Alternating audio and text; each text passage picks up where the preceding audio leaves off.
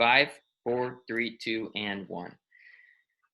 Hello, everyone, and welcome to the 1A Boys 2020 Virtual State Track and Field Meet hosted by the Iowa Association of Track Coaches.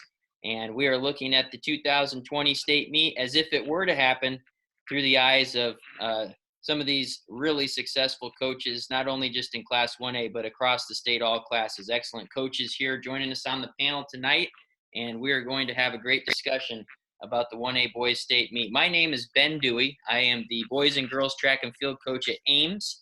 I'm also the second vice president for the IATC and the host of the IATC Exchange Zone, which you can find on all of our media outlets, Apple, Spotify, Spreaker, really an enjoyable podcast that we do throughout the cross-country season especially. So check us out there, and excited to be here tonight with these coaches. I'm going to have them introduce themselves here one by one. Tell us your name and where you coach, and we'll put a name to a face throughout this great conversation. So let's start with Coach Peterson. John Peterson from Central Decatur. Been the head coach down there for 14 years. All right, Coach Perkins. I'm Steve Perkins from Madrid High School. Been the head coach for 5 years. Been at the school for 19 years, though. Coach Baxa. Casey Baxa, Lisbon High School. Been here for 9 years. Head boys and girls coach. All right. Coach Davey. Justin Davey, Wapsie Valley, and I've been the head coach for 14 years. All right, and Coach Larson. Don Larson, St. Edmund up in Fort Dodge. I've been with St. Edmund for 11 seasons. All right, thank you guys for the introductions, and really happy that you're here tonight with us, and I think we're going to enjoy this. Just the format, we'll start with Thursday, just like we do at every state meet, and the 1A and 4As this year were in the afternoon session, so we'll fast forward time to about 2 o'clock in the afternoon where this meet starts, and we will start in the field events first for this 1A virtual state track meet, and the first event that we will look at is the long jump in Class 1A, the boys long jump. And just to get the stage set here, last year we had Joseph Smith of West Hancock. He is the defending state champion. He jumped a very good jump of 21 feet 10 inches down at Drake Stadium. The state record in Class 1A, 23.2.5 by Nick Efkamp of Madrid. And talking to us about the long jump and beginning this discussion tonight is Coach Baxa. Like you said, Ben, Joseph Smith, he's the returning state champ. He's going to be really tough kid in that event. Cole Peterson from Central Decatur, he finished 6th last year. You got Dayton Jacobson from Wayne, he was 7th. Josh Heather from West Monona, he finished 9th. Another kid, I know his dad really well, Noah Teescutter from South Winneshek. He was 10th place, awesome athlete. He would have probably, I almost could guarantee, be in the top 8 in that event. Very good. Guys, we'll open it up to the floor. Anybody else that we missed, or how do you see this event playing out? Coach Box, I would also like to add Devin Dishes. He jumped, he's one of my guys. He jumped 21.1 last year. He's a junior this season. I also would have a sophomore, Cole Becker. He was a 20-foot jumper. So they would have been kind of in the mix also. Coach Peterson, does that have any relation to your son from Central Decatur?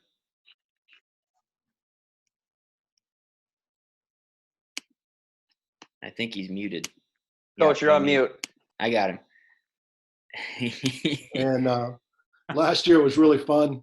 The whole event was a close event. I think Joseph was maybe like 5th or 6th going into the finals, and I think he had his long jump on the last jump of the event, and there was jockeying back and forth. So I really think it'd probably be a pretty wide open event again this year, and really fun to watch. Yeah, Coach, we missed the first about 10 seconds of that. Your audio was muted, but I'm guessing that was your son, correct? Yeah, Cole. Okay. All right, great. Awesome. So yeah, I mean, looking at the field, I think anything can happen at long jump. Down there at the Drake Stadium, it's a pit that is tough to jump in, and a lot of people, a lot of athletes can go down there and get spooked a little bit. The conditions are just a little different than what you have in a regular meet. The board might be a little slicker, a little different look. Plus, there's 15,000 fans looking at you long jumping, and I know as a coach, probably everyone here has had a long jumper go down there and struggle. But then the next time they go, they're successful. So anything can happen in that long jump, and that's what happened last year in this long jump in 1A. So let's move. Actually, on. Yeah, go ahead, I'd like to Coach. throw out. I'd like to throw out Brady DeBauer of Lone Tree. Okay. He was the actual season leader in the long jump. Right.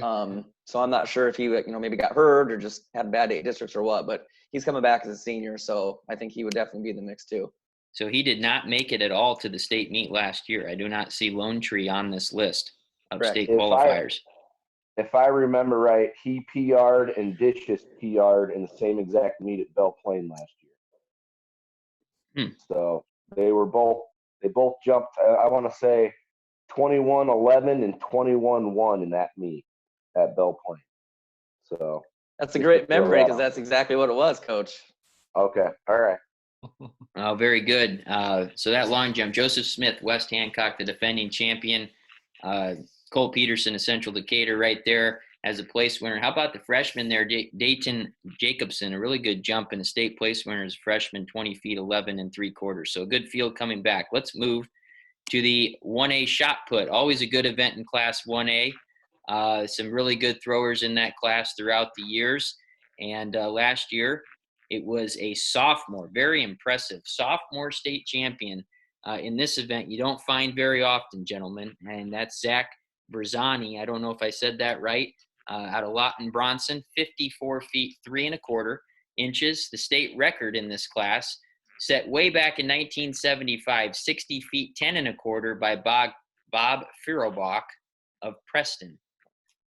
So in this shot put, let's go to Coach Perkins to begin the discussion. Yeah, obviously, as you already said, you got Zach Verzani from Lawton Bronson returning with a throw of 54 foot. He had a season best of 54 4 3/4, so he's pretty consistent up there. We've got a kid by the name of young man Alex Mammon from Bishop Garrigan. He'd be a senior this year, through 49-4. Chandler Rodinius from West Hancock returns. So we got 3 top 8 place winners back. All in all, there's 12 qualifiers that return and 4 place winners. Obviously, the state champ returns. There's 2 young men coming down from 2A. You have Casey Went from North Cedar. He'd be a senior this year. He's a 50-foot thrower. Placed 6th last year in 2A. And Mason Lobeck from Madrid, young man I know very well, obviously. He threw 48.9 and placed 10th in 2A last year. They've also got a young man by the name of Peyton Schaff from Sigourney, 46 last year, and Teddy Behrens from Central Springs, and that kind of rounds out maybe the top 15. And then we still have Ryan McLean from North Tama, was 17th. Dylan Hoffer, who's a freshman from Woodbine. He had a season best of 45.5. So you look at a young man like that returning as a freshman, you might have big things ahead of him as well. Levi Jansen from Westport returns, and Cole Yoder from Lone Tree. And then Coach Davies' man, Tanner Blaylock. And I think you had another guy down there returning as well. Do you have a freshman that is returning or not returning, but had a pretty good throw in the indoor season, didn't he? That's the same. It's the same young man. person. Okay. Yep. Gotcha. I read that wrong. I'm sorry. So yeah, there'd be some good competition there. I know I have a young man that's pretty excited here in Madrid, Mason Lobeck, to be part of that bunch, and a good group of young men right there. I'll just talk a little bit about Tanner Blaylock, actually. A pretty awesome story. He didn't go out for track his freshman and sophomore year, and I finally talked him into it last year as a junior, and he made it to state, which is pretty cool. He actually threw 35 at his first indoor last year, and then this year at Dickinson he threw 45. So a 10-foot difference in meet one but he obviously had a big learning curve. So we were really happy that he went 45 in the indoor, and we really felt at the end of the year he'd be in that 47, 48 range. And, you get in that range, that's placing range. So, yeah. Yeah, for sure. Also, Zach Ott from Rockford had a season best of 48.03 last year, but was not at the state meet either. Yeah, I see there was a couple young men, Brian Dutcher from Ogden through 44.7, and then there was a young man from, you got Calmus Wheatland had a guy in there who threw 46.1 at Dickinson as well. So got some kids that were showing up already at Dickinson Relays for Class 1A right there too. So Very good, guys. Thank you for that. And let's move to our first running event on the track. And Coach Larson, you got tasked with possibly the hardest event to analyze from last year. I don't know Definitely. how you got that event drawn to you. We're not going to ask you who won the race. We'll just move on from last year. But anyways, obviously crazy story last year in the 1A 3200 national level story with everything that happened. Will Roeder, Galen Catholic, was given the state title. Is that correct? That is correct, yes. Out of Galen Catholic, a junior. He's back this year. But the state record in this class is 909.60 by Gable Sepeda of Central Lyon. And go up to Fort Dodge to Coach Peterson to talk about this event. What was a really good cross-country season as well in Class 1A. Yeah, it was a difficult. So I went on to Quick Stats just to see what times were, being the state meet didn't have times because, of course, there was only 7 laps that they ran on that. But, looking at Will Roeder beating Anderson on that. So you got Will coming back as the so-called defending champion on that. And then you've got this William Gillis from Central Decatur was tabbed 3rd. 4th was Joshua Bodler, however that's spelled or pronounced. Adler, I think. Adler, okay. Yeah. Nottoway Valley, which they always seem to have plenty of distance runners when they come up here to Fort Dodge for cross country. Finishing 6th was Randy Jamizzi from Southeast Warren. Jimenez, okay. Yeah. And then Brent Heisterkamp from St. Albert was tabbed number 8th when they listed on that. But like I said, I went through Quick Stats and looked at things. Will Roeder was 9:53 and change last year, and William Gillis was 10:03. 10 seconds there on a given day, the way the human body is in a 2-mile run. You can make up that difference or you can lose that difference too. So looking at the top 6 returning, you're 16 seconds difference. So, even though Will was named the champion last year, any of those guys could have gotten it. And also then there's this Riley Witt from St. Ansgar who ran last year. I saw him run at UNI this spring. And he ran 10:16 last year. His quick stat was 10:11. So he's within 5 seconds of what his personal best was last year. So that's a kid to look at too. He was a freshman last year, so he's just a sophomore. So that'd be someone interesting to watch to see what happens. A couple kids from Pekin I noticed that had good quick stat times, but like I said, the human body, you don't know what it's going to do day after day. You plan on it doing the best it can, but we're all human. And in that length of a distance, who knows what's going to happen. So also there's a Garrett Buxton, I believe, from Ogden that would be moving down to 1A. And I think he ran 10:37 last year. So he could possibly be in that mix also. Anybody else have a comment here on this 3200? Yeah, I got a couple kids from Madrid that we have Roy McDermott, who's going to be a senior. He ran 10:14 last year. And I know he was very strong coming into this season. And another young man by the name of Clay Peel. He ran 10:28, was his best last year. Looked good. Both those young men were on the cross-country state champion team and ran very well for us this fall at Madrid. And I know this Timmerman kid from Mount Air, as well as obviously we run against the kid from Ogden as well in our conference. So all those kids are great. There's a Dixon kid from Earlham who was also on the cross-country team. I know that they placed well down at state cross-country meet as well. He's in the mix as well there too. So great competition. I think it's a good event. A lot of good runners. Yeah, it always is. Cal Wheat had a couple good kids too. The Sands kid and Boothine kid. They possibly would have made some noise also in that event. I think it was going to be pretty wild. Yeah. I know a lot of those kids don't have a lot of experience, so you add experience to some of these kids, and it's really interesting what's going to happen. I know William has literally ran 5 2-mile events in his life, so the 5th one was at the state meet last year, so it's going to be interesting where he was going to be. And I know the Timmerman kid has worked extremely hard for Mount Air, and Coach mentioned him. I think he would have been something to reckon with this year.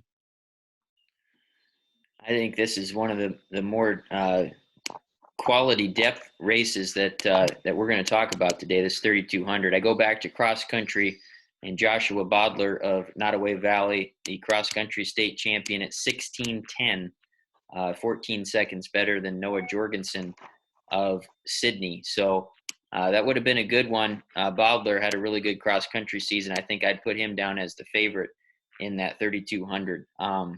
Okay, guys, let's move to our first relay, and always one of my favorite relays here in the 4x800. Gets our team juices going a little bit with this first relay, and 4 legs of 800 meters, 4x800, and in this boys 4x8 for Class 1A last year, Earlham, the defending state champion, 8:07:10. They were set to return 3 of those runners from that group, and then the state meet record. Very impressive time a few years back in 2017. Pekin goes under 8 minutes and runs 7:58:63 in 2017. So with this 4x8, we'll go to Coach Perkins. Yeah, well, you obviously mentioned Earlham, and I know Coach Caskey down there at Earlham real well. They're in our conference, and we run against them a lot. And we had a strong 4x8 team last year and ran against them many times, and went back and forth with them. And they returned 3 of the 4, and I'd be pretty sure that they got another kid that's probably underneath 210 already, and he was going to work on him and train him well and get him prime ready to go. So we saw them up at Dickinson. They ran 8:43 already coming out of the gate real early on. They were 3rd also in 2018. They got this kid by the name of Willem that was 6th in the 800, and the Caskey kid was 8th in the 800. Another kid on their team, Swallow, was 3rd in the 400 hurdles. So we got quite a bit of depth in there in the mid-distance range. IKM Manning comes back. They've got their Barons kid on the anchor. He was 10th in the 800. Kalmus Wheatland, I think they do very well in the mid-distance every year. They were 4th. They're coming back. And maybe you guys can help me. Is the kid's name, young man, Noche? It's Knoche. And he was 3rd in the 800. I don't know if it's Noche or Knock, or I don't know if it's Knoche. We call him Nacho. I don't want to do the young man any. I think it's Kanoki. Okay, we'll go off that. Kanoki, he was 3rd in the 800. He's on their anchor, and he's 6th in the mile. They also got another kid that was at state in the mile. So Kalmus Wheatland would be strong. Once again, they returned 2 pretty quality kids there. Sydney returns the Jorgensen kid that you just mentioned as well. He's 4th in the 800, and they were 5th overall as a team. Also, you have George Little Rock with the state champ in the 800. I'm sure he's going to return as well in that event. They were also 4th in the 4x8 in 2018. Central Springs has 3 returners. Max Howes was 11th in the 800 on the anchor. So they're kind of rounds out the top 8 from last year. St. Ansgar is also in the mix with the Hershey kid on the anchor at their 800. Coming down from 2A, we have Madrid. We ran 8:07 was our best. We ran 8:09 last year, and we got 4th in Class 2A.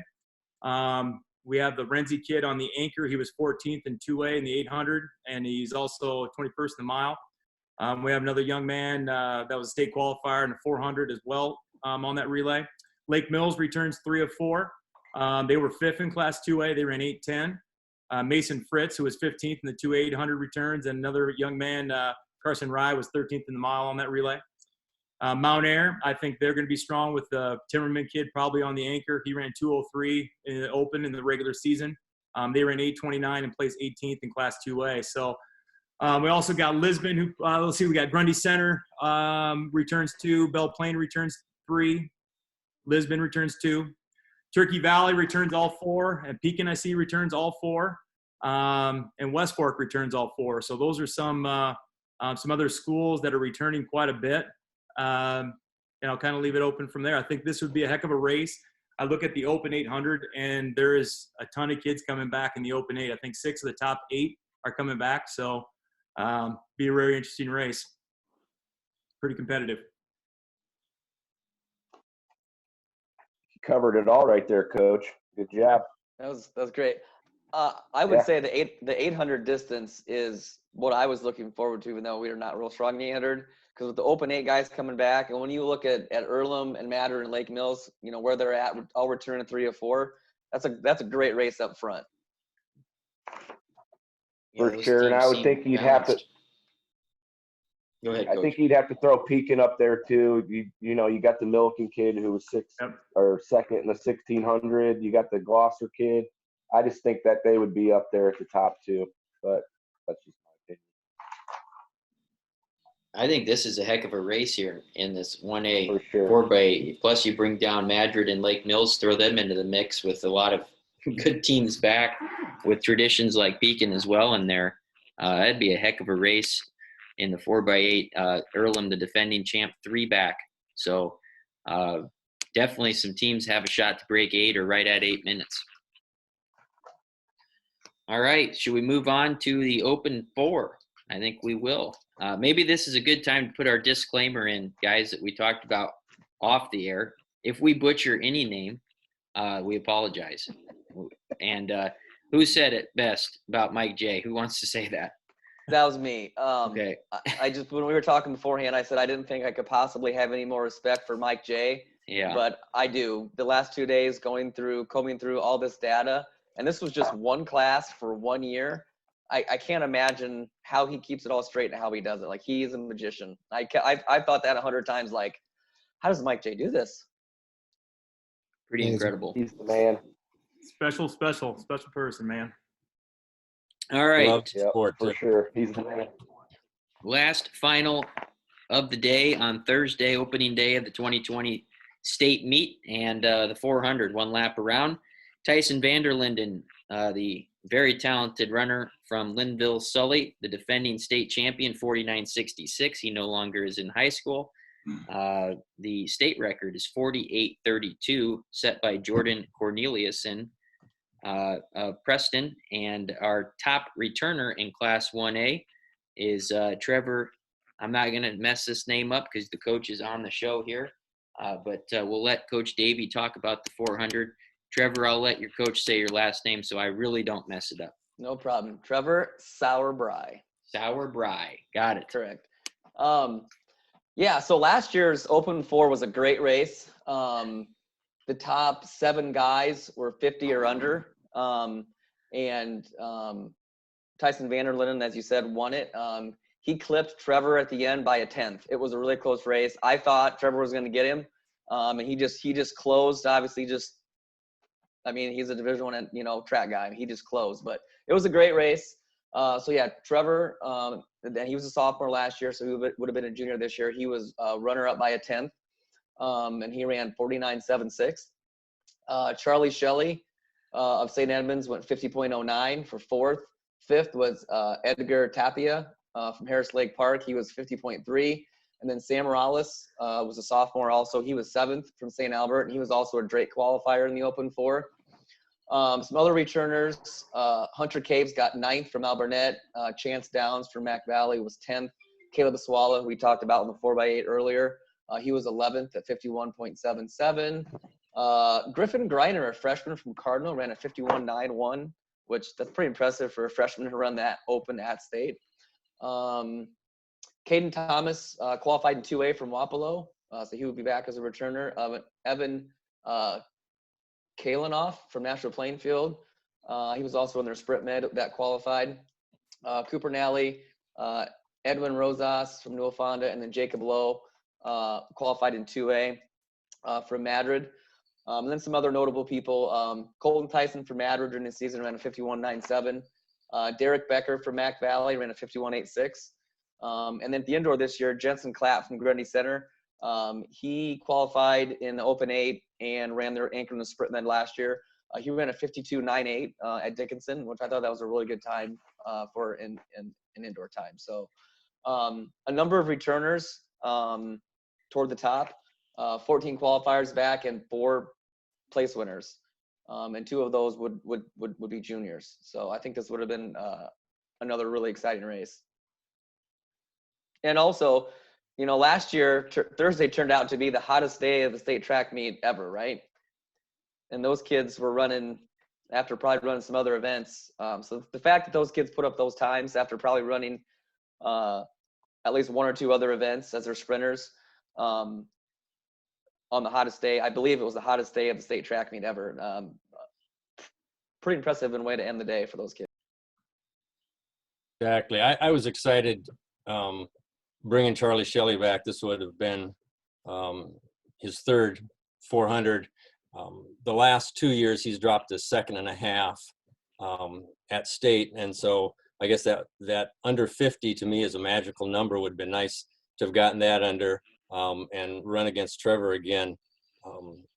We had time trials in early March and no blocks, and he ran 53.5 in his time trial by himself. So it would have been nice to run it again, but that race through the years has just gotten so exciting. I think you've seen these times coming down and down and down, and you realize, you know, these are fast kids that have to sprint for, you know, 50, 51 seconds, and it's not easy. So that would have been a nice race to see. Yeah, I was looking forward to watching those guys go at it, especially your Shelley guy coach and Sauerbry. It would have been a really good race to watch. All right. A lot of kids back there in that 1A 400 meter dash. That ends day number 1 of the 2020 virtual state track meet. And we'll move to day 2 once again, 1A 4A combination in the afternoon. So that means we'll start back again with the field events. And our first field event for this class is the high jump on Friday. And last year, really good high jump competition that took place. Unfortunately, all 3 of those guys in the top 3 graduated. Elliot Hagebach of North Union was the state champion at 6'6". 2 other guys at 6'5" as well, all seniors. And the state record is a very impressive 6'11" in Class 1A by Ehi Oman of Hinton. And to talk about the high jump is Coach Davey. All right. At 4th place was Matt Reidman from South O'Brien. He jumped 6'3" as a junior. 5th place was Gunnar Meyer, who I'm going to come back to. He was a freshman. He placed 5th as a freshman, and he also jumped 6'3". I'm gonna come back to him. Jacob Hassel from Caminita jumped 6'1". Ben Tylander from Lawton Bronson, Taylor Newton from Winfield Mount Union, and Ethan Schmidt from Clarksville all jumped 6'1". Ethan Schmidt had a high of 6'4" during the season, which was, I think, 2nd in 1A during the season. Didn't jump necessarily particularly well at state. He didn't look like he was quite healthy, but he's definitely somebody that can make a push, or he could have made a push this season. Reese Held from Murray, Grant Borowski from Glidden Ralston, Ethan Peters from Galen Catholic, AJ Abundo from Mac Valley, Brady Buckmeyer from Calamus Wheatland, Matthew Benedict from Sydney, Jack McKinney, Cole Nesco, and Jaron Todd, all from Southwind, were all qualifiers. My freshman Gunner, he missed at every height, I think, at least once, and most twice, except like 6'1". He struggled with some consistency throughout the year because he was a freshman and just needed to learn a lot of stuff. But I'm not sure if you guys watch state basketball or not, but he had the highlight putback dunk off a 3 from the corner. He's gotten taller, he's gotten stronger, and he's gotten more athletic. So jumping is not an issue. I think he would have had a really, really good year and a great shot to go 6'6", 6'7", maybe as a sophomore. I think he's got a lot of potential. Parker Behrens from IKM Manning. He jumped 6 foot during the season. Gabe Peterson from Madrid jumped 6 foot. Kanan Weiser from Hinton jumped 6'2" during the season. And then Gabe Heidemann from Dunkerton jumped 6'1" in the indoor. So overall, we had 14 people return in the high jump, or would have returned, and 3 place winners back. And there wasn't much of a difference between the 3 guys that placed coming back. Even the top 13, it mostly came down to misses and not necessarily how high you jumped. So.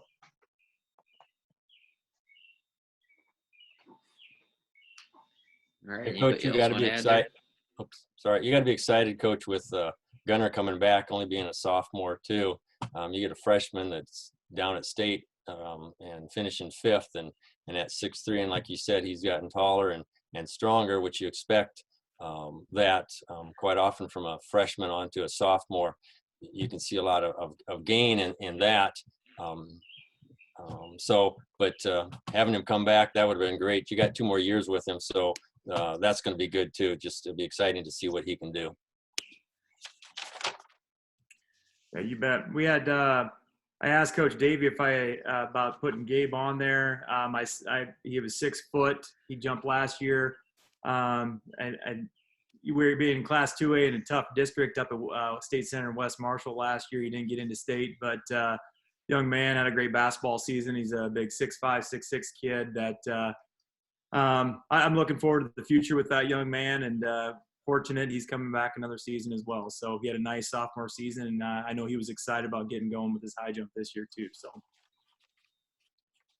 All right. Very good. We'll move on to our last field event of this virtual state meet. That's back to the throws and the discus.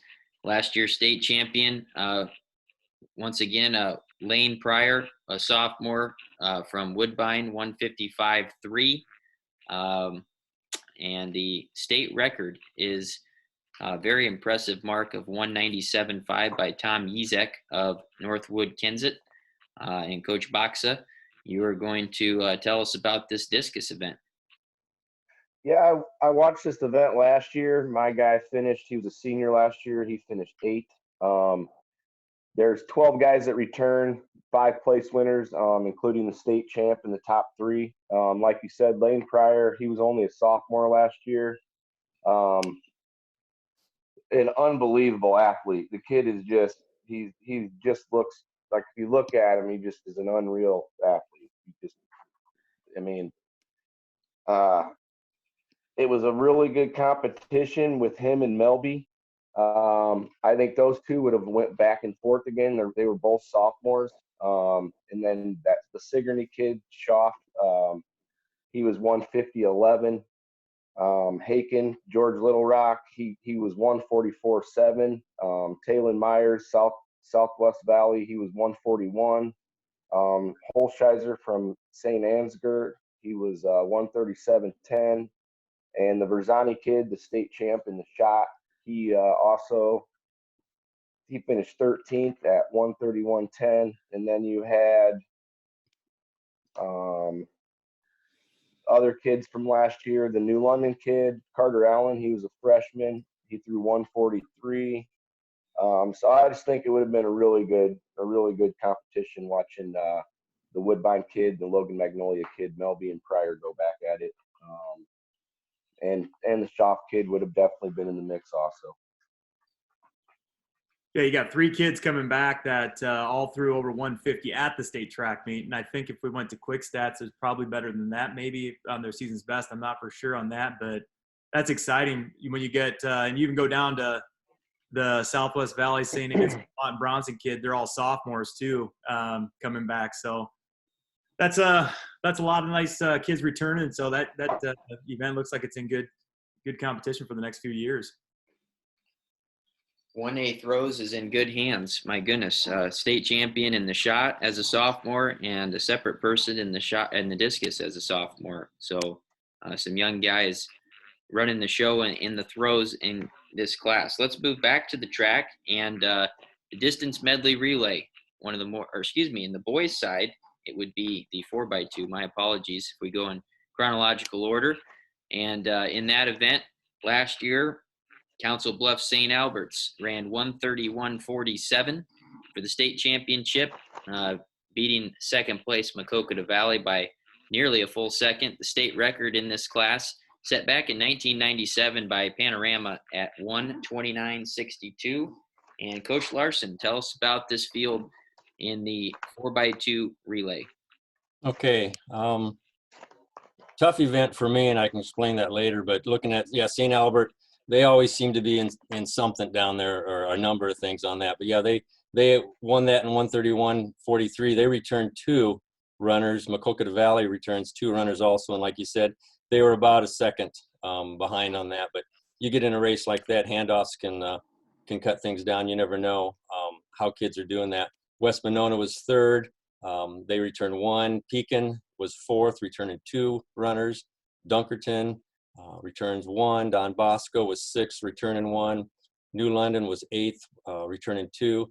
Winfield Mountain Union has 3 guys coming back. And then Easton Valley finished 10th, and they have all 4 guys coming back. They're at 1:33.41. So they're about 2 seconds behind of what St. Albert's did on that. And then my little injection on that, we actually got DQ'd on that event. We ran the fastest time. We ran 1:31.36. We actually we dropped 3 seconds from state qualifying on that. Wow. And probably one reason was because Case Baker, our sophomore anchor, was nursing an injury. So at state districts, we only ran him in 3 events. We held him out of that. We figured we could still qualify, which we didn't win at districts. We were 2nd, and we came in at number 22 or 23. So we were in that first heat. And then when we knocked 3 seconds off, I thought that was great. But then, like I had stated in our local newspaper here, they talked to the coaches, ADs, and this and about the season. And I said, it's kind of like what Mike J says when he calls the team to the rail, it's not good. And after our race, and I saw that, and I thought that's a pretty good time. And then he calls our name, and I knew we were DQ'd, and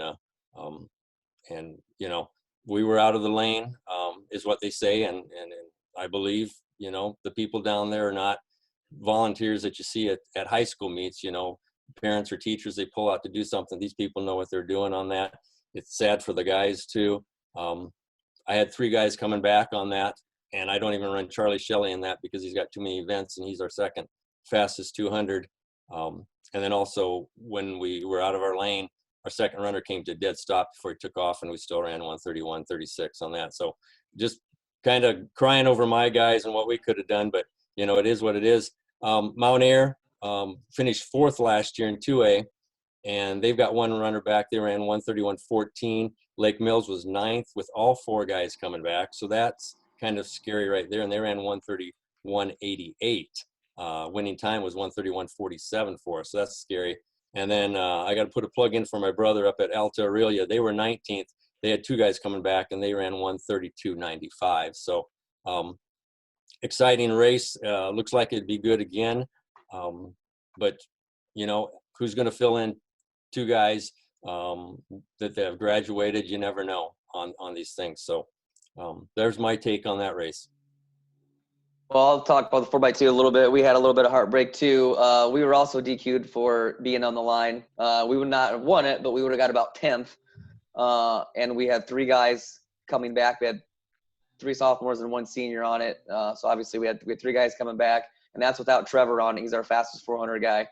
So I was like, okay, can we find 1 more guy? And Holton Robinson is a sophomore this year. In the preseason, he definitely could have filled that spot, I think. So even though we didn't place, I think we would have got about 10th with 3 coming back. I feel like that would have been a pretty good race for us.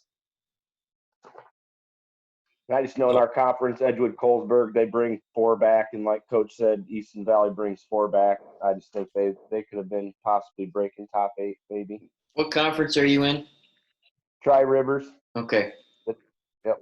Yeah, and I was gonna say, Edco, actually, they kind of battled injury all last year. It just kind of never got it together. So the fact that they qualified last year, I think, is pretty impressive because they were injured. And they had a lot of sophomores last year. So I think in the 4x1 and the 4x2, I think they would have really surprised some people this year.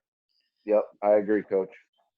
You know, it's funny you guys talk about these disqualifications and getting called to the rail. I don't even go to the rail anymore because I don't quite understand what the point is of going to the rail. There's nothing that can be done. They just give you, okay, you got DQ'd. I mean, there's no arguing. So we get DQ'd every year down there. So I just stopped going, saving them their time. Coach Larson said it's real painful too when your kids just ran a heck of a time and then you hear it and then you go down and it's like extra salt in the wound all the Yeah, time. it's just no need to even go down and talk to the person down there. Yeah, in fact, I waited until the second race was over before I even moved, or the second heat, and my kids called me and says, "Are you going over?" I said, I knew what it was. Yeah, and I didn't get there until after St. Albert ran their time, and then I walked down there. You know what it is, and I go down jokingly. It's like, "Yeah, you got a prize for me or what?" And they're like, "No." So Yeah, it's disappointing. I get they're doing their job. I've always argued at these meetings at the IATC. I just think there's too many officials down there, and when you have a bunch of officials and you give them a responsibility, they want to make sure that they think they're doing something. I'm sure they're great people, but when you have two people watching one lane, I'm sure you can find something that's wrong in every race, and that's an argument for another day. I get into it at all the ITC meetings, and everyone probably thinks I'm crazy, but a lot of DQs. You bringing up the shuttle hurdle already, Coach? No, I'll get to that. No, thank you, Coach. Hey, nothing beats the DQ at Hudson in 2015 in the 4x2, right, Coach? Coach Davey? No comment. No comment. All right, guys. Well, that was fun. Let's go to the 400 hurdles, and what a event this is. Got to be tough to run this one, and this is one event that I think is always a upperclassman dominated event, just simply because we don't run it in middle school, and it takes a while to get used to the 400 distance over 10 hurdles. Last year, 1A had a great one, two great ones actually, with Vanderlinden and Gerber of BCLUW, 53.60. They had to take it out to the 1,000s to find a winner in this one. They were just off the state record, which was set by Nick Efkamp of Madrid back in 2011 at 52.85. Both those guys are moving on now, Vanderlinden and Gerber. Earlham's Caleb Swalla, the top returner. And let's have Coach Larson start the discussion here on the 400 hurdle race. okay, that was a great race. Yeah, it's 6 1,000ths of a second was the difference between that race, and Tyson is finally gone on to college, so that's good for him. Jack Garber from BCLUW has been a great hurdler through his high school career. I enjoyed watching him. I believe his sister actually came to Iowa Central and was a multi-sport athlete up here for them. So that's how I first got to see that last name. And I know she was a very good hurdler in high school too. But so yeah, you said Caleb Swalla from Earlham. There's that name Earlham again with kids in there, is a top returner. He finished third last year. Edgar Tappa to Harris Lake Park. He was a place winner in the Open 400 too, and has been running 400s for a number of years on that. We run into him quite often when we do our state qualifying. Finishing sixth was Connor McKee from Camanita. Lane Pryor was 10th from Woodbine. Now hold it. Lane was a discus champion, correct? Correct. And now he's running 400 hurdles. Wow. Okay. That's what I was saying. That kid is an athlete. That is very interesting. I went through all the events, but I just noticed that after we were talking about the discus, it's like, holy cow, this guy was running 56.99 and he can throw a discus 155. That's what I'm telling you guys. I had to say he's a great athlete like 3 times. Okay, yeah. He's a great athlete. Yeah. So we got Caden Schlag from Northwood Kensett returning, Cole Ernest from Pekin. There's Joseph Smith, a very good hurdler from West Hancock coming back. Tanner Cormier from Moravia. James Sweeter from Fremont Mills. And Cade Hardy from Clarksville. Madrid has a kid, Cody Carlson, that ran, I believe, 58.85 last year. And And then I had a kid that would have been a senior this year, Jackson Bemrick, ran 57:52, but he ran it on the wrong night. It wasn't at state qualifying. It was at a meet a couple meets before that. You know, that human thing comes in factor. He just didn't have it that night, but 57:52, guy coming back like that. And he hadn't run under a minute when he was a sophomore. So he made some big bounds there. He also would run a 52 split in the 400 for me. So that was going to be exciting having him come back. So there's my take on that. You got the two big guys gone, but you've got a number of returners and a lot of close times on that. So it would be a fun thing. And it is a grueling. I ran this in high school back in 1979, and it was tough. I got a dark horse on my team. He'd have been a sophomore this year. His name's Cole Becker, big tall kid. Was looking really forward to watching him run this race this year. So it's really disheartening, but that would have been my dark horse for my team in this race. I got a young man, Cody Carlson. You mentioned he was the third fastest qualifier in Class 2A last year at 55:51, and multiple times had ran 56 and 55 high throughout the season. Later, he didn't have his best day at the state track meet. A little inexperience. He was looking forward to running. Very talented young man. He's going to Wartburg to run track. So he was really looking forward to run the 400 hurdles this year. And I know him and that Caleb Swallow, who placed third. Those two finished in our conference meet neck and neck, and kind of like it was a photo finish. One heck of a race. So I know Cody was awfully looking forward to it. And we have a young man. Last year's a freshman, Gavin Owensby, ran 58.9, and he's stronger and better this year too. And I think he had big things ahead of him, and he's got a nice future ahead of him too. So yeah, it would have been a fun race. I know that Swallow kid and Carlson have had plenty of races back neck and neck in our local track meets down here in central Iowa. All right. Last event of the finals, at least on Thursday, is the distance medley. I know as coaches, we're starting to, we're past that halfway point and starting to think about team scores, those that are in the competition to win a state meet. This distance medley, typically a swing event. It always has been, at least for our program at Ames, and I know it probably is for your guys as well. And last year, Cal Wheatland, 334.47, the state champions, and the state record there in Class 1A, 1994. We go back well over 20 years ago, and that was Wes Marshall running an outstanding 332.40. So great time there, and that record has stood for over 25 years. So in this distance medley, we have Coach Baxa. I know you have a little experience in this event. And yes, sir. Seen many of your teams run very well in this event especially over the last 5 or so years. So take it away. Yes, sir. Like you said, Cal Wheat was very, very impressive in that event last year. Kanoki, he would come back. He was their only runner coming back this year in that event. But he's the 800, like we talked about earlier. He finished third in the 800. George Little Rock would have been pretty salty in this event. They bring back the 800 state champ in Maldine, bring back 3 of 4 runners. They ran 334.64. I would have to think that they would be maybe pushing for the 332 mark this year. Dunkerton comes back at third. They had a freshman running in their 4 spot. That's the only runner they bring back. Hudson goes up to 2A. Central Springs, they bring 3 of 4 runners back, including their anchor, Howes, who was 5th in the 800. Turkey Valley, JJ, they bring 3 of 4 back. Their 800 guy, Dietzenbach, is back. St. Albert finished 7th. They bring 3 of 4 runners back, and they bring back Hughes, who was 7th in the 800. Mount Air drops it down from 2A. They were 17th in this race. They bring back all 4 guys, including Timmerman, their 800 guy. I would just think that Coach Elliott would have these guys ready to go in this race.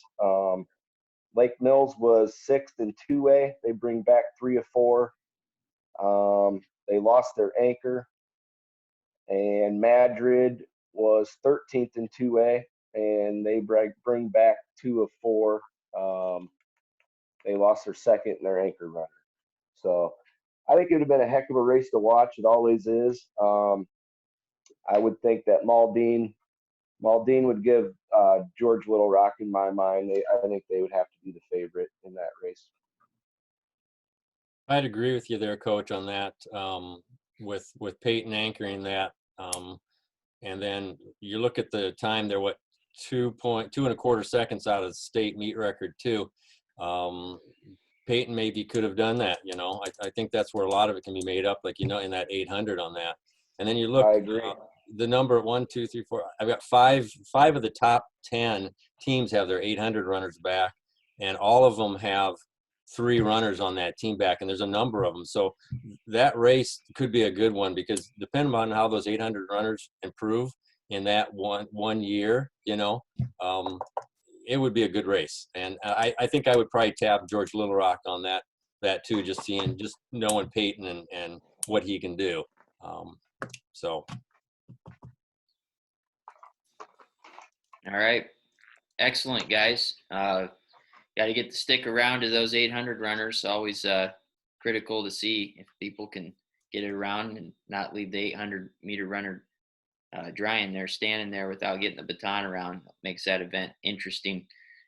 So let's wrap up Friday and we go to Saturday, Championship Saturday, 9 final events. And we start Saturday early in the morning for 1A. You guys got to get up early after being late on Friday night there with those 4x4s ending really past 8 o'clock sometimes. So kind of a tough turnaround for 1A especially. And this 4A sprint medley, or excuse me, 1A sprint medley, my apologies. Linville Sully, the defending state champion last year. Remember, this is the 100, 100, 200, 400 medley. They obviously graduate a big piece of that in Vanderlinden. They ran 135.67, the state record set in 2018 by the same Linville Sully group. Some different runners on it, but they ran 133.83. And in this sprint medley, we'll have Coach Davey introduce the field. Well, Linville Sully has the record, and they won it last year. And it seems like since this became a part of the boys' events, Linville Sully has been consistently either winning it or top 3, top 5. They lost Vanderlinden off the anchor, and obviously he was real good. St. Albert was runner-up. They returned their anchor, but they lost their other 3 runners. St. Edmunds returns 3, including their anchor. Mac Valley returns 3 as well. They were 4th, including their anchor. And then GMG was 5th. They lost all 4 to graduation. St. Ansgar was 7th. They lose 2, including their anchor. George Little Rock brings back their anchor, and they only lose 1. And then just going down here, Grundy Center brings back their anchor. National Plainfield brings back their anchor. Edco again, they return all 4, and with a healthy team for a healthy season, I think they could be pretty scary. And then Mattered in 2A during the season ran a 137.61. And they returned everybody. So all in all, sorry, Coach, we ran that at districts, 137.61, and we did not qualify for the state track meet. So we placed 4th at our district up at State Center, and all 4 are back. And I know those kids were pretty disappointed. We thought we were in a pretty decent, pretty quality time and didn't get in the state meet, but sometimes that's the way it goes year to year. So sorry, Coach, cut you off. That's all right. That's 2A, man. So all in all, 9 teams bring back their anchor. And then for us, Wapsie Valley, we qualified with the 4th fastest time. We unfortunately DQ'd, not in the lane this time, but we didn't get the stick from one runner to the next. And I think we would have been in the top 5.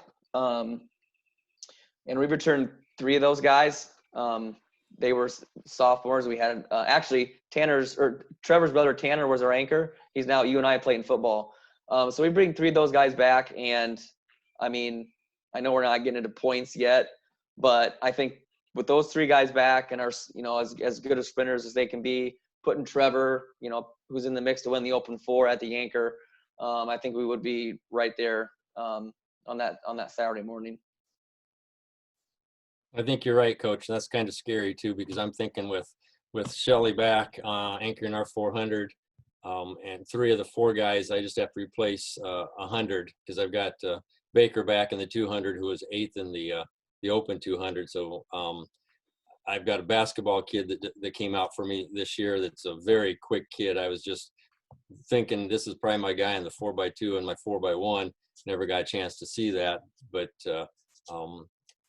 my thoughts is if I can get it to Charlie with looking good. Unless Trevor's there, that's going to be difficult. It's going to be a good race. He's that type of kid that he goes out hard, and when he's done, he's left it all out there. So I was excited about this one, thinking that maybe we might sneak in and take this title with what we had coming back. But now with you talking, that would have been a tough race too. I know within our conference or our area, Mount Air was going to be salty again. They lost a couple of guys, but they have a really good sophomore class that was going to be really, really fast. So I think they'd be right in the mix. Last year for our state meet, we took a lot of sophomores, just thinking of the sprint mid and the 4x2, Blake Bellis, Tyler Ott, Ethan Otroge. Those guys were all sophomores. It was their first time at state. And I think they performed pretty well. I mean, in sports, you're going to have disappointment a little bit, but we gained a lot of experience last year. And last year kind of wasn't supposed to be our year, and it almost was. Just a few different breaks here. So I was interested to see how we progressed from year to year, kind of as sophomores to juniors, with that group that we took down last year, and then seeing some other kids, kind of in the mix too. So we'll never know, but we can just talk about it, just like we're doing. That's right. I talked to Coach Elliott from Mount Air last fall, and I remember him talking to me about his young sophomore class and making the move back to 1A. I know he was looking forward to possibly making another splash there with his program. Very successful down there at Mount Air. So let's move to the 800 and class 1A 800 last year. George Little Rock's Peyton Malden was the state champion. They, in fact, went 1-2 in this race, and that went a long ways for their state title hopes. And Malden is back, and Joe Anderson is gone. The state record, 152.10, set in 2018 by Riley Bauer of North Union. Excellent time there. Geez, that's a good time. So 800, Coach Perkins, I believe you have been tasked with this one. Yeah, I think we've said this numerous times, but this race has got 6 of 8 place winners back. And then we also got some kids coming down from 2A, and I think this event is just loaded, as the 4x8s and the distance medley would have been a heck of a race with all these guys in it probably. And where I talked about, and you mentioned the Malden kid from George Little Rock coming back with a heck of a time. He's ran 156.7 as his best last year, won 158 last year. The Canoche kid from Calamus Wheatland was 3rd. He's back. He was 10th in state cross country. He ran 2 flat. Noah Jorgensen from Sydney, he was 4th. He was 2nd in cross country as well. He's coming back, and he'd be a senior this year. Jason Renzi from Madrid, he ran 2 flat in class 2A last year and got 14th. That would have put him right in the mix here towards the front of the pack here with these 800 runners right here. Jason can kind of come back and talk about him later from Madrid. There's a Max Howes kid. He was finished 5th in 1A from Central Springs. He ran 2 flat. Mason Fritz was from Lake Mills. He was 15th in class 2A and ran 2 flat. So 2 young men from 2A coming down, putting themselves right in the mix to the top of this group. Earlham, I know this young man pretty well and seen him. This Jake Willem, he ran 2:01, but I know this young man has ran splits faster than this as well. He's a heck of an athlete. He was on their state he was on their cross country team and ran well for them this fall as well. Ryan Hughes from St. Albert's, he ran 2:01. I know he's a heck of a track runner, mentioned a lot in a lot of their events for St. Albert's. IKM returns Peyton Behrens. He finished 10th. This Hershey kid from St. Ansgar was 12th. Alex Caskey, he's on that 4x8 state championship team. He ran 203 last year. He's in the mix. And Jensen Clapp from Grundy Center, Landon Becker from Cardinal, and Logan Berg from Baxter. We also had 2 young men. I know I can't put them all in there, but Madrid, I think our middle distance is pretty strong. We had another young man by Gabe Soda, who was a sophomore for us last year, that's gotten stronger. He had ran 204 last year in the Open. He ran 201 as a split. And Jacob Lowe, he's ran sub 2 in a split, and he might have been in the mix there too, just depending on which kid would have ran it. And Maquoketa Valley was another notable from Quick Stats. He had ran 205. Milliken kid from Pekin, as was mentioned before, he had ran 205, and he was 6th in the state cross country. So this event has a lot of young men, a lot of quality things, and you know how this goes. When this race goes, the pack can change very, very quickly, who gets out quick and who gets caught up in the box. And, man, it's a lot of fun. And some kids go out too hot. They get too anxious. Some kids come back at the end. And I think this would have been a heck of a race Saturday morning. And, you got the George Little Rock, the defending champ, would be the guy to beat, obviously, if you're the champ. So, been one heck of a race. Loaded. Very Yeah, loaded, yes. Yep. These distance races would have been fantastic in 1A this year. Very good. Thank you, Coach, for that detailed description of the 800. Very important. I think sometimes people don't understand how hard it is. Got to pretty much be in the fast heat in this one. Sometimes you'll get someone place out of the slow heat. Last year in this class, all 8 runners in the fast heat, and that's tough because a lot of these guys are coming back from 4x8s and medleys, and for sure one of those 2. And then you've got the mile coming up for some of them. It's just a busy night at the state qualifying meet, and so the fast heat, all 8 places were from the fast heat. Okay, moving on to the shuttle hurdle relay. The ever controversial shuttle hurdle relay moved up to 36 inches this year. I think that's mixed opinions and argument for another day by people from all classes. But nevertheless, here we are at 36 inches. And in 1A, we had Central Decatur, the defending champions, 1 minute 39, 60.39. 3 of those guys were set to come back this year, and there was no class record because of the new height. So Central Decatur, the class record, 60.39, unless it was run somewhere else in the quick stats, could have been. Didn't check that, but the defending state champions. And how about we let Coach talk about that shuttle hurdle team of yours that won the state title, and tell us about a few of the other teams look out for this year. Well, it's just a reoccurring theme here. It's too bad we didn't have this, guys, because I think this year could have been one of the most exciting years in just about every event. How you placed your kids or how you used your kids for their 4 events was going to possibly make a difference in the team event and team scoring. And shuttle hurdle was, it's one of those things that you can kind of throw out the times throughout the whole year.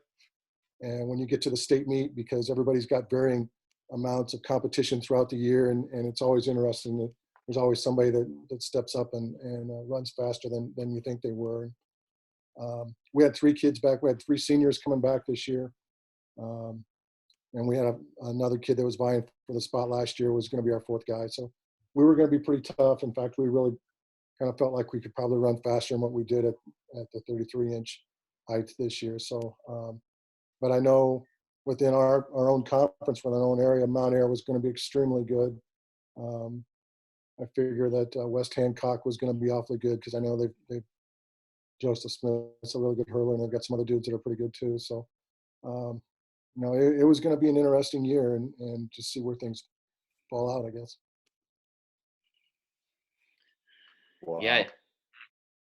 Coach, that was the state record in the final. I went back and verified 60.39. So that'll last for another year because of no outdoor track. So yeah, that won't last very long, Coach. Yes, I know, but it's great for your guys. At least they have that for now, and I know you had 3 of them back. So thank you for that. BCOW, obviously all seniors from that runner-up squad, so they would have had to reload there in Marshall County. Okay, let's move to the 100-meter dash, and this first event right after the kind of the lunch break, if you will, at this meet. And now we're rolling through the last part of the meet, and in the 100, always one of those events that can go so many different ways, just depending on starts and you know how close these races are, especially in the final. And last year, Drake Partridge of AHSTW was the state champion, 11:32. He graduated. In fact, the top 3 graduated here. State record 10:84 by Jeff Adam of Cardinal in 1996. And talking about the 100, who do we have down for that? Me. Coach Coach Davey. Davey. Yep, gotcha. Thanks. Okay, so we have 9 returners and 2 place winners in the 100. Jesse Coleman is the top returner. He was 4th. He was a sophomore from Ridgeview, and he ran 11:48 in the finals. Will Grames was 5th from Grundy Center. He actually moved. His family moved, so he would not be at the state meet this year. So that leaves Josh Heather as our other place winner. He placed 7th from West Monona, and he ran 11:59. He also had the fastest time throughout the season. Logan Prescott qualified in 2A from Lake Mills. He finished 9th in 2A and ran 11:36. Trevor Sauerbry, he placed 9th, just missing out in the finals as a sophomore from Wapsie Valley. He ran 11:44. And then other returners would be Aiden Ansdale from St. Albert, Adrian Stovall from Grandview Christian, Ricky Forts, he qualified in 2A from Wapello, Devin Dishes, is that right, Coach? Dishes, yes. Yes, Yep, correct. Dishes. He's a sophomore from Lisbon, and then Brock Leaders from Woodbine. Also, Amos Rasmussen was a freshman last year from ICAM Manning. He qualified for the 100 at Drake. He battled an injury. I'm not 100% sure if it was a hamstring, but he didn't qualify in the open one, but he had, I think, third fastest time throughout the season. So as a sophomore, you have to imagine that he was going to be there in the mix. Carter Nelson from West Harrison during the season ran 11:25. Dane Eckley from Pekin ran 11:27. Charlie Shelley from St. Ed's ran 11:27. And then Javin Edmonds from Lamoni ran 11:51. So, the 100 is it's a scary race. You never know who's going to be in it. Like you said, you get a bad start, and that's the deal. There might be a headwind that day, and some kids run a little better than not. So I wouldn't say it's a crapshoot by any stretch of the imagination, but like the other events, I think it would have been very competitive. There was a number of kids toward the top coming back, and I think some kids who didn't make the open one, but could have qualified, but maybe they go in a relay. So it's always interesting, like we just talked about before, of for points where a kid's going to go. Honestly, I don't know if Trevor runs this. I mean, to be very honest with you, I got to weigh the points. I think we want to score as many points as possible, and not to say that I wouldn't. Maybe we'll get to that at the end, but Trevor might not have even run, just because it makes more sense to get some other points elsewhere. If a relay point and an open points, if those two together you don't think will add up to more than what you could get in the relay, then you go relay. So it would have been interesting to see. Obviously, we'll never know, how it would have shaken out. Anybody else want to add in on the 100? I just had a couple dark horses. Logan Connect from Grundy Center. He would have been pretty salty in that event. I had a sophomore, Will Bennett. He would have been. I would like to see what he would have done in that event too. So that's all I got on that one. The Rasmussen kid from ICAM Manning is a kid that I think if he would have stayed healthy, who knows? I know I saw the young man play football, and he's a heck of a football running back for him. And he's a quick kid, and he was having a heck of a season. And I know some coaches down there in the Southwest Iowa region were talking about him, and or Western Iowa. And it's a shame that that happened. All right. Excellent. Let's move on to the 110 highs, 39-inch hurdle height. We've talked about Jack Garber of BCLUW. He was the champion last year at 1480, graduated, and the 1A state records 1441 set back in 1997 by Corey Woods. And Coach Perkins, you will tell us about the high hurdles. Usually a very veteran field just because of the adjustment to the height, and this one's no different with a lot of seniors. Yeah, I think there's a total of about 10 returners that there were state qualifiers last year. In 6th, 7th, and 8th place winners all come back. 1 through 5 are all gone to graduation. Joseph Smith from West Hancock placed 6th, and as I look at the times in this final, and Coach Peterson can talk on this a little bit more in greater detail, but it looked like a bang, bang, bang finish for 6th, 7th, and 8th place. 15-7, 15-7-1, and 15-7-3 between the Joseph Smith, Cole Peterson from Central Decatur, and Brett Livesey from Collins Maxwell. So those were the 3 strongest returners that were place winners. The Smith kid was obviously the long jump champ and ran on some shuttle hurdle teams for West Hancock back in 2018. Cole Peterson obviously has been on, I think, 3 state champion shuttle teams, and he was in the long jump as well. The Livesey kid from Collins Maxwell, he returns. It's Chad Newsel from Coconut Valley was 9th. Connor McKee from Nita, he comes back and returns. Matt Ritterman was 16th from South O'Brien.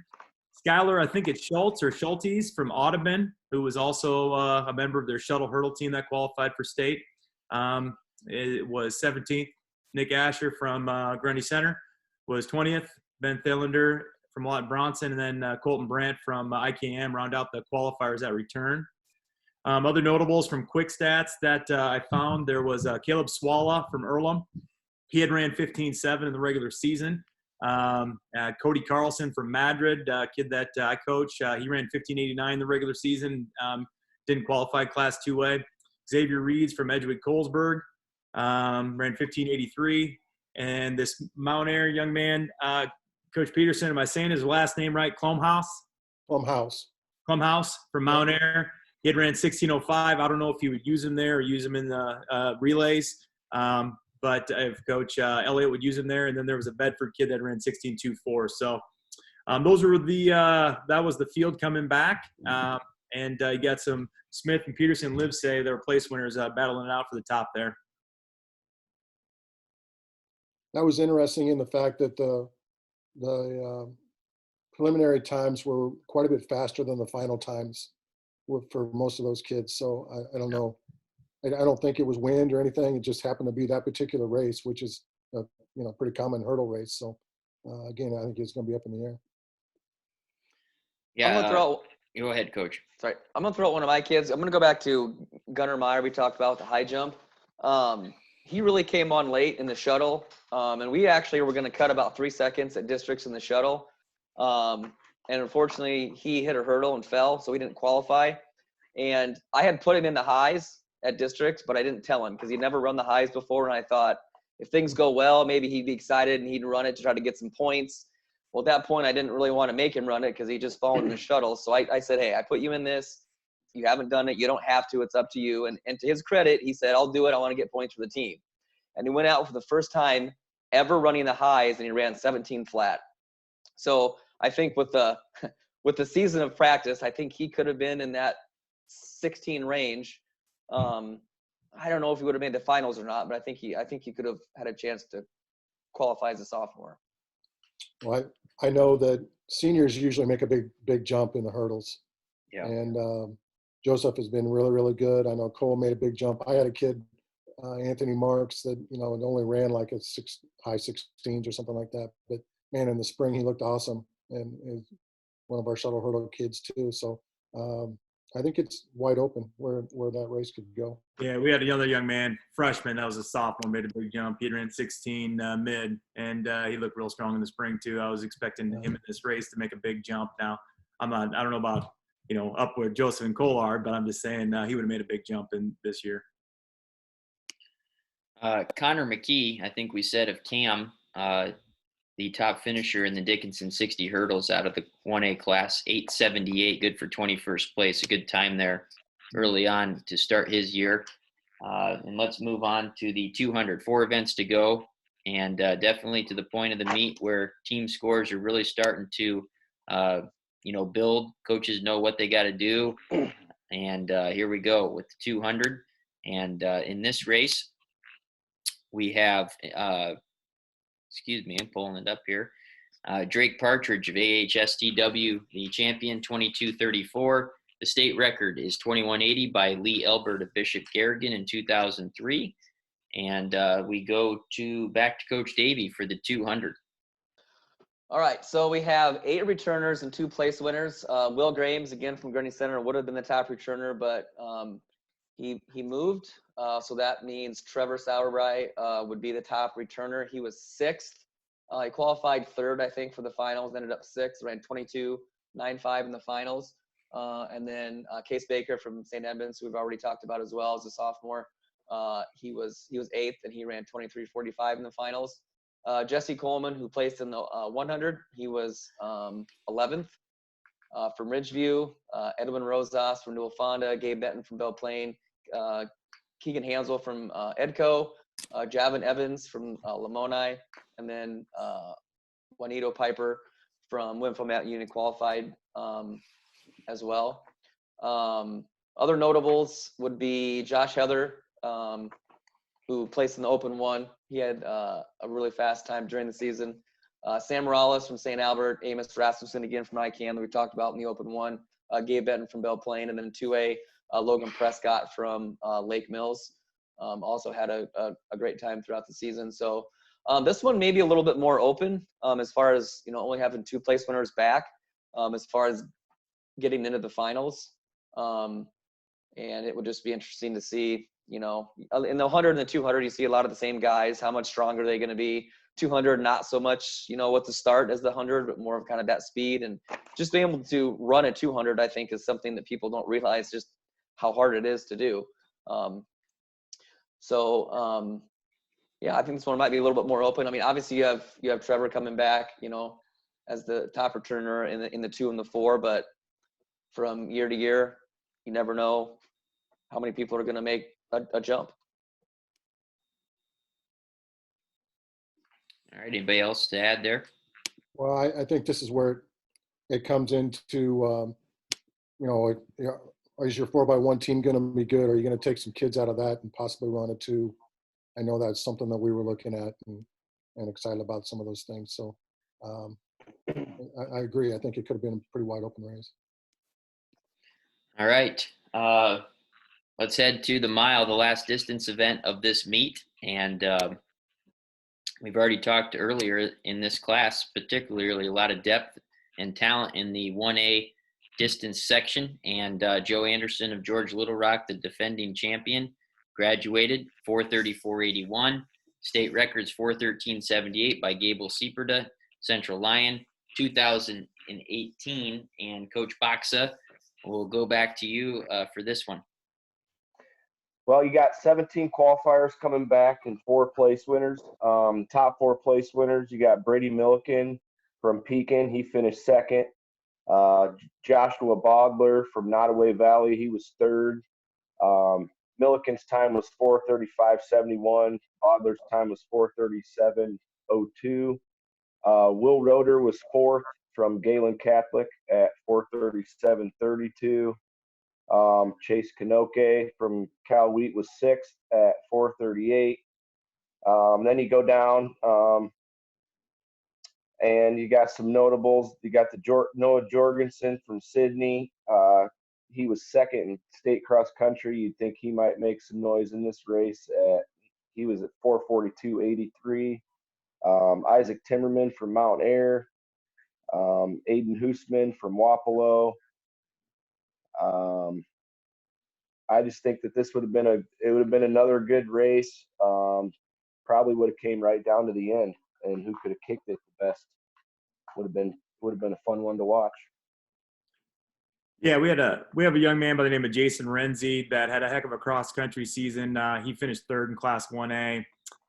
He was a little disappointed last year in his mile at the end of the year. I know he had a great winter, great fall. He was looking real good in the spring, feeling great. So he was real excited about this event. And also Roy McDermott had ran 4:44 last year. There are a couple young men that, along with Clay Peel, I think all 3 of those young men, any of them could have gotten up in this mix and ran real well with this field.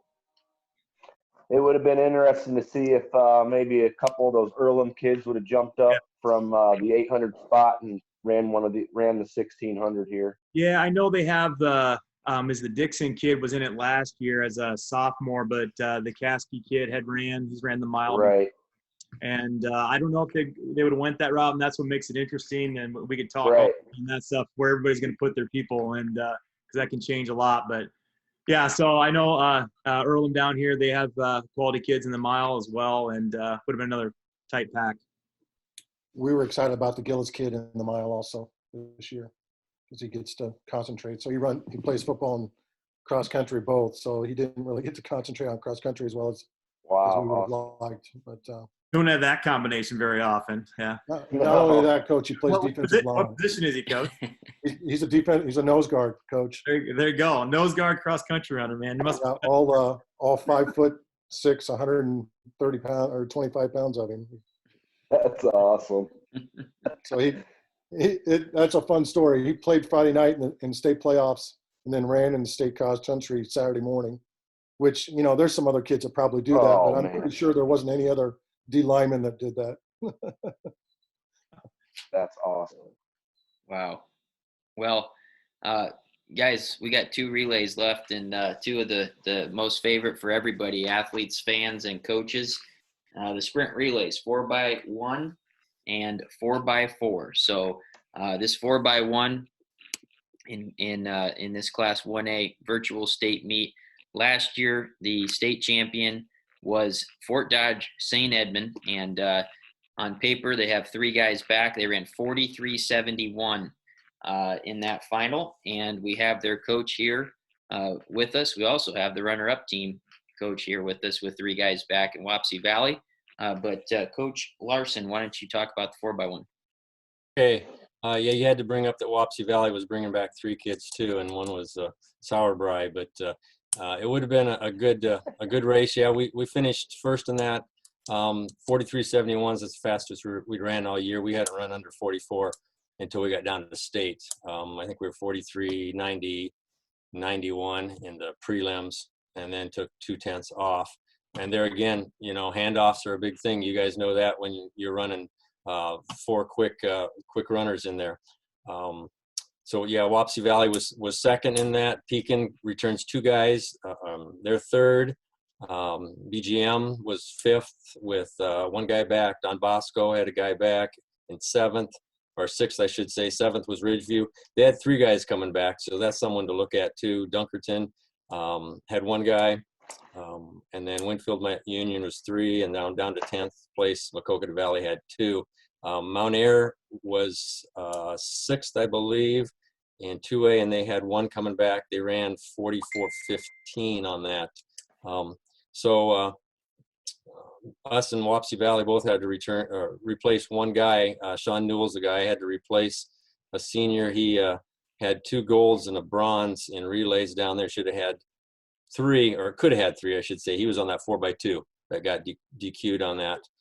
So had to replace him, but I had this Anthony Lucina, this basketball player that was very quick. I thought could do that. I had Kane Reed, a sophomore who has shown a lot of promise just at the start of his freshman to the end of his freshman year in track, and then he played football this past fall and had a very big improvement there. So I had 2 guys I think I could have put in there. State record was 43.01, 0.7 of a second. Can you make up that much time? You can lose that much time too if your relays don't hit, you guys, or your handoffs don't hit. So that's one thing I was looking at. That would be nice, but I was hoping we could repeat in that. But there again, with Wapsie Valley, who knows? But that was an exciting race. St. Edmund has never won the 4x1 relay down there. They've won quite a few other relays and individuals, but they've never won the 4x1. We also qualified for Drake, and St. Edmund has never qualified for Drake in the 4x1. So it was exciting to have these sprinters with us.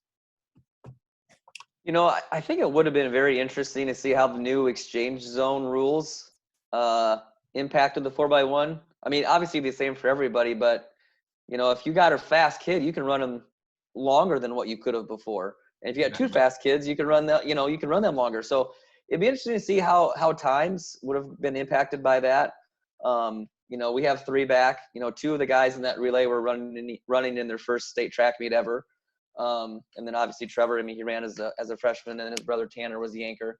And I think we had a number of guys that could fill that 4th spot. And again, does Trevor run the 4x1 or does he run the open one? Like, where does he go? I think we would have, even with Trevor not in the 4x1, I think we still could have been in position to place. Obviously, with him in there, we're in a position to possibly win. But there was also a lot of underclassmen last year in the 4x1. Like, I think unusually a lot of sophomores and juniors in the 4x1, more so than in the other year. So I think the 4x1 would have been a lot faster this year when you factor in a lot of kids coming back, and also with the exchange, zones being different. Your fast kids are running longer, which you would think that you're going to run a faster time. So I think this would have been very exciting again. Right. And with that longer exchange zone, are the kids more comfortable too, knowing that they've got 10 extra yards before, or meters before they know they've got to get that stick too. So are we more relaxed? Are we running faster? I think you're right there. Those times could be faster. All right. Well, we're down to our final event, the 4x4, the mile relay, and as they used to call it. And once again, St. Edmunds, the defending state champion at 3:25.73, just holding off Maquoketa Valley, who ran 3:25.85 by a tenth of a second. Both of those teams returned 2 guys, and should have been another good final here to end this state track meet. And Coach Boxa, Coach Larson, you want to take this one? I can, yeah. I love to talk about my kids. All right, go ahead, bud. 4x1 is nothing new for St. Edmund down there for winning that. I haven't been with them long enough to experience that until last year. So running that, my leadoff guy was actually Andrew Gibb, who was an all-state basketball player and a golfer, and he chose that track would be his sport. He golfed only when we didn't have a meet, and he missed qualifying time, or the qualifying day, so that he could run at state meet. He played basketball at Iowa Central, and they recommended he go out for track. I didn't even recruit him or talk to him. Because he never ran in high school.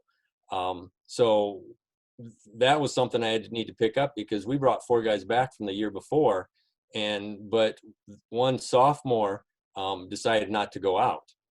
And we'd finished 8th the year before, and now I'm like, okay, now I had high hopes with 4 guys. I've got 3 guys. Andrew comes out, fits right in there, and we win the title there. But we do lose 2 guys on that. And I'll go through this. Maquoketa Valley, yeah, we just barely nipped them on that. That, was exciting to see there. St. Albert returns 3 guys. They finished 4th. Woodbine has 3 guys. Morave has 3 guys. St. Ansgar has 2 returning, and IKM Manning has 2 returning in 8th. Replacing my 2 guys, I had a kid that anchored ran the 400 in the D medley. A sophomore, Kale Kalasha, split a 51 in that. So I had one guy I knew that I could replace. Case Baker ran the 400 as a freshman, but didn't last year because we had him in the 1s and 2s. I've got this Kane Reed as a freshman that ran 55 in the open. So I had a number of kids, 400 runners, I thought I could put in there, and I thought we could make a challenge again to win this, bringing Charlie Shelley, and then of course Sean Flattery, which Flattery is such a big name for St. Edmund in sports that's the first time I brought his name up. But he's another kid that had 2 golds and a bronze, and was on that 4x2 last year only as a sophomore. So that's sad to see that a junior loses one whole year, that he probably had 4 more medals this year, and then he's got his senior year too. And of course our seniors that lose out, Charlie Shelley I think has 10 state medals, and probably would have had 14 at the end of this season. But it was exciting to do that, and to see. But Maquoketa Valley and St. Albert's and some of those guys, there's a lot of teams that bring a lot of kids back. It would have been fun. Mount Air, actually, they finished 2nd. They returned only 1 kid, but they ran 823 I see last year. So that's something to contend with too. Mount Air and then also Madrid dropping down into our class in any of the events is scary because there's that tradition of good kids Yep. that come from those two places. So wasn't exciting to see that, but competition is always exciting to see. I'd also throw out Lake Mills. They qualified. They were 18th in 2A, and they bring back 3 guys. They ran 3:37.9. You know, bring back 3 guys.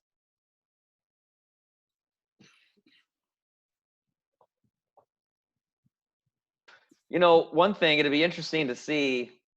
You know, with this just the unreal 800 guys, are they and some of those guys maybe don't have the relays to go into. So are they going to bump up mile 2 mile, or are they going to bump down to the 400? Like, because like the Kanoki from Kalamazoo Wheatland, like, you know, he's going to run 4 events. Is he going to, you know, what is he more of a distance guy? Is he going to drop down 400? So it'll be interesting to see where those 800 guys fill in if they, you know, don't have necessarily 3, you know, if they're not going to do the 800 mile, 2 mile, whatever, like, are they going to fill up or are they going to fill down?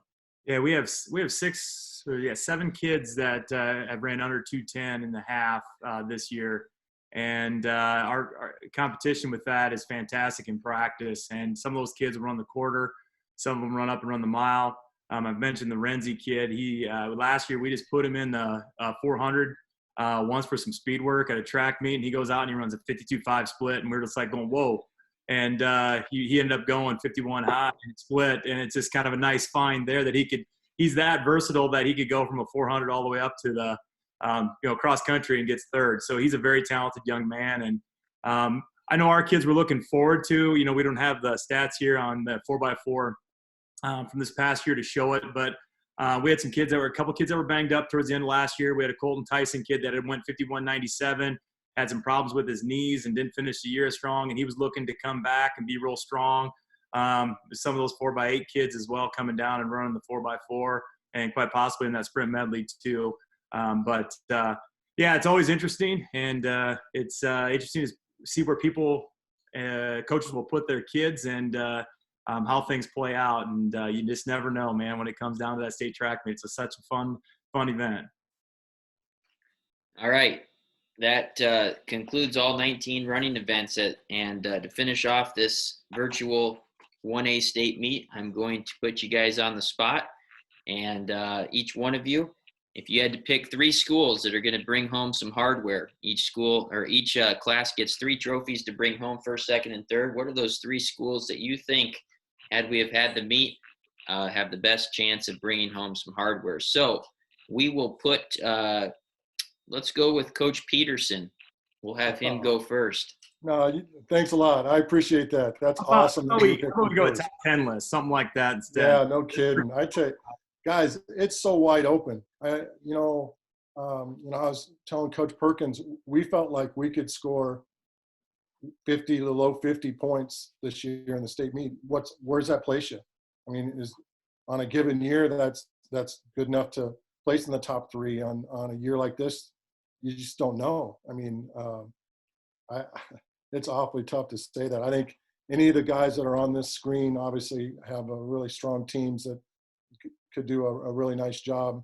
I think when you are already at 2A and you go down and you've been at that competition the year before, that does make a big difference. So I think Madrid and Mount Air and some of those strong 2A teams coming down would have been something to contend with. But obviously everybody on this panel had a team that, as they talked throughout the night, that they were excited about. So it's just too bad we don't get to run it, guys, because it would have been, I really believe it would have been one of the more exciting years that I've ever seen. Yeah. All right, Yeah, Coach I would Boxa, definitely say, go to you. I definitely say that you, like all these coaches on here, personally, we were going to be rebuilding this year for the most part, but I still had some very good stuff that I was looking forward to.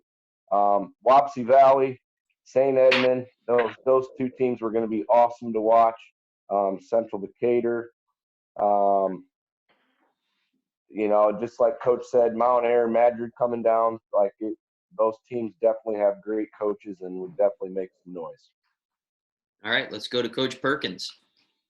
Well, I know everybody on here has got fantastic teams, and I think every one of them would have been in the mix. I know our kids were very excited. They set their goals real high. We had a lot coming back. We got 23 juniors and seniors, and it's an awful shame that we couldn't see this play out. I know I was talking to Coach Davey here back and forth between text messaging, and I'm like, I got 10, 12 schools, man, and I think it's just wide open to see how things play out. And I know St. Ed's has got extremely strong in 400s in the sprints, and so is Wapsie. Central Decatur in the hurdles and the long jump, and also in the distance events. I could sit here and go on all day. Council of St. Albert's looks like they bring back a lot. We run against Earlham in our conference. I know they were going to be strong in the mid distance, 400 hurdles. They were going to be in the mix. I feel that we had a nice team that we'd be in the mix. Got a lot of young men that'll be competing for it. And I could sit here and go on and on and on, and there's just a lot of quality teams. So it's been a lot of fun. I know I talked to Coach Elliott from Mountaineer a lot, and coming down from 2A. I know they had strong kids coming back, and another team coming down from 2A is Lake Mills. Man, they have everybody back in both their 4x1s and 4x2s, 3 back in their 4x4 and their 4x8. I know we competed against, and they placed 5th in the 4x8 and 2A as well. So, they're another team that would have been fantastic as well. So a lot of schools, a lot of tradition. All right, Coach Davey. Well, I think maybe going first would have been better. I feel like I'm going to repeat the same thing, but so one thing I think people don't get is how hard it is to score even 1 point at the state meet. Like, I've had people say, well, can't you just find a point here or there? No, if you're scoring 1 point, 8th place, you're pretty elite. And so anything that I say, I'm not taking for granted being able to score a point. But when we're talking about team race, that's something completely different. And, I think Madrid has the potential to score in the most events. But there's a big difference between 2nd and 3rd and 6 or 7, as far as points go. And I think with the 800 distance, that middle distance being Madrid's strength and it being the strength of the meet, are they going to kind of take points away from each other in these things? I think with St. Ed's and us in the sprints, kind of the same thing. Are we going to kind of chip away points at each other? And it would have been a pretty fun chess match to see where you're going to put your kids, how you're going to try to spread yourself out, but not spread yourself out too thin.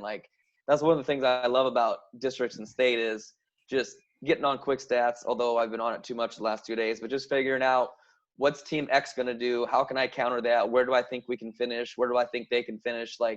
That is the fun part of it to me. So, I was going to say Lake Mills as well. I was really impressed with their sprints. Are they going to be in the mix and take points away from us and St. Ed's in our, in different events? So, and we're also assuming kids are going to take a natural jump, and hopefully most kids do, but not every kid, is going to improve by X amount each year too. So obviously it's impossible to tell, but I think, I wrote down Madrid, St. Ed's, George Little Rock, they've got a stellar individual athlete.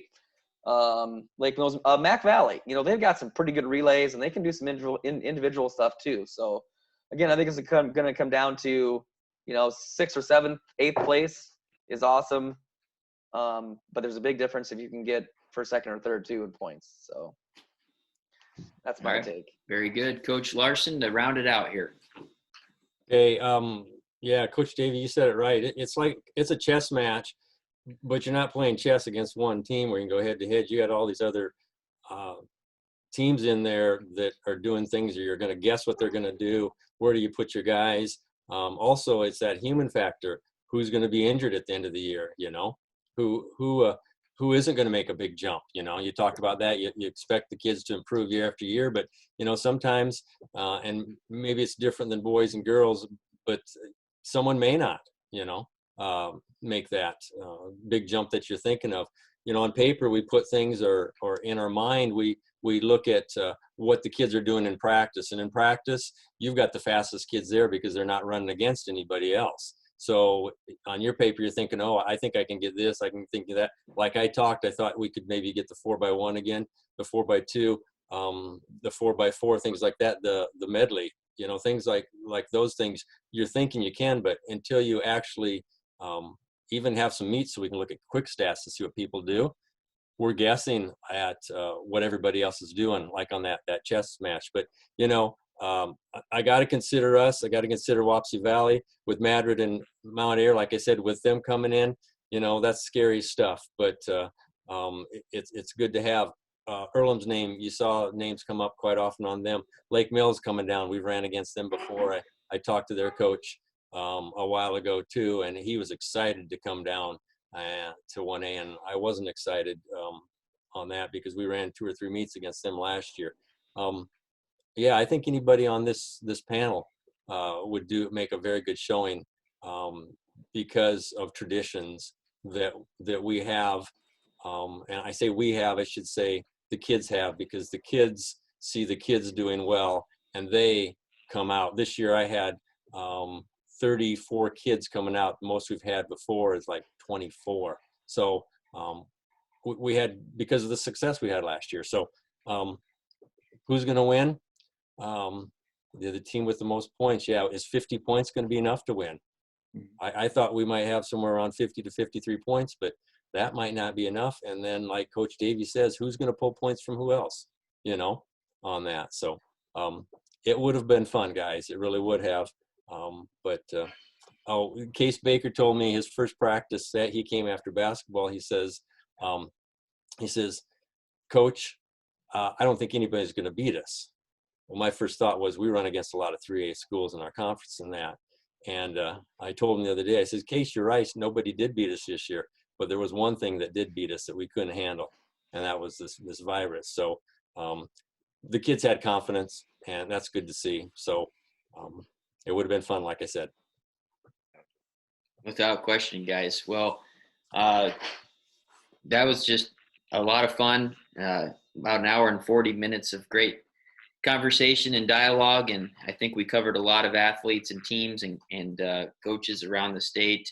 And hopefully this can not heal everyone. I don't think anyone will be healed from this terrible situation this spring, but hopefully it'll kind of put to rest and let us move on past this virus and let people reminisce about what this meet could have been this spring at Drake Stadium. So thank you so much for coming on tonight on this panel, and best of luck and health to you the rest of this spring and into the summer months, and hopefully a normal school year next year. So thank you again.